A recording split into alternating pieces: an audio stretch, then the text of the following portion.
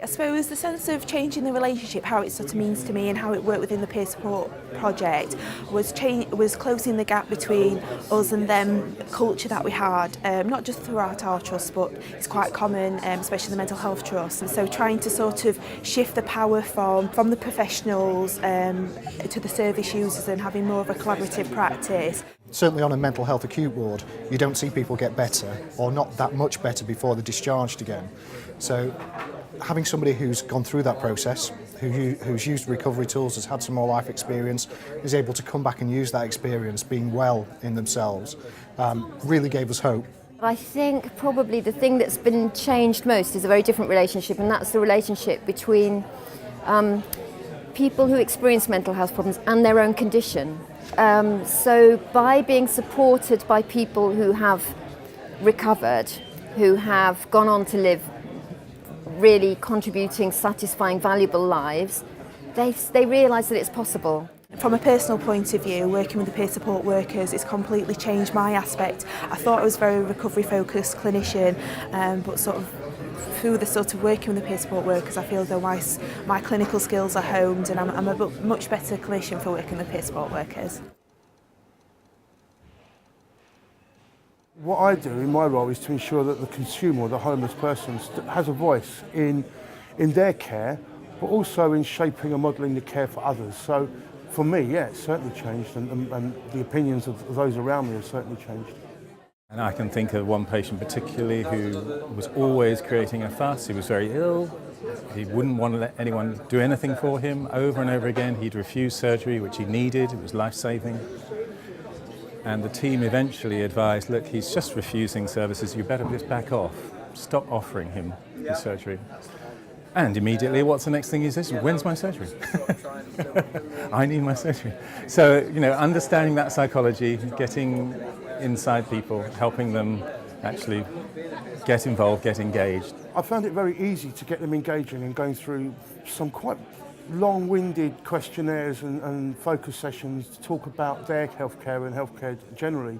It was almost like they were starved of that opportunity to talk about it, that they'd been given a chance to maybe pay some lip service to it, but not really be given a chance to actually fully engage with that. We're working in child mental health services, and we were imagining the project would be about empowering young people in relationships with their clinicians and the practitioners trying to help them to make choices that were right for them and to feel more free to speak up and to be more informed about the choices they were making. It's not young people always learning from clinicians. It's not clinicians being expected to make all the decisions. It's actually about it's a meeting of minds, I suppose, and how you balance the expertise and knowledge that a clinician can bring to a situation with the expertise and experience that young people can bring. I now talk about working with young people rather than being their psychologist so that's changed. I think the clinicians' relationship with their managers and other people in their teams has changed. I guess at the start, we learned how to agree better and discuss, and then learn how to agree and find a shared way forward better. I think the really nice thing about it, though, is when we learned how to disagree. And I guess the ease and frequency with which we disagreed or challenged each other's opinions increased, actually, as the project went on, because I think we felt safer to, I think we felt more able to, the relationships were better established. I think for us, changing relationships has been about trying to empower both patients and staff in dealing with complaints and changing the way that they see complaints, trying to get them to see it as a positive experience that can make a difference rather than purely a negative experience. Trying to change the relationship between the two sides, that the power's not all with the hospital, that the patient starts to be an equal partner in that relationship in trying to improve things through complaints.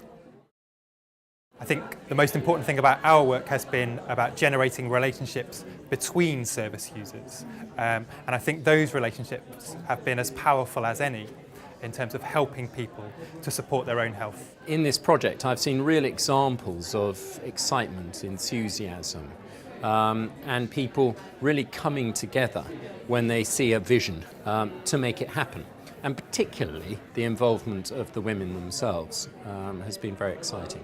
we know in theory, and we have the evidence, that people want to be more engaged in their healthcare and are willing to help one another. And yet sometimes you still lack the faith that it's going to work in practice, that people really will respond to these opportunities. And that's what I've learned, to have faith in one's service users, that they will take these opportunities when you offer them. It's allowed our service users, the people who are on centre-based haemodialysis, to have the opportunity to become much more involved in their own care. And we've been really impressed by the patient stories.